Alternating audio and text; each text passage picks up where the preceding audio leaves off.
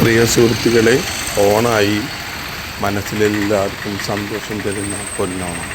ഓണായിട്ട് തൃശ്ശൂരത്തെ ചെറിയൊരു കാഴ്ചയാണത്. ഭയങ്കര രസമുള്ള, മനസ്സിന് കുളിർമയാവുന്ന ഒരു കൊച്ചു കാഴ്ച.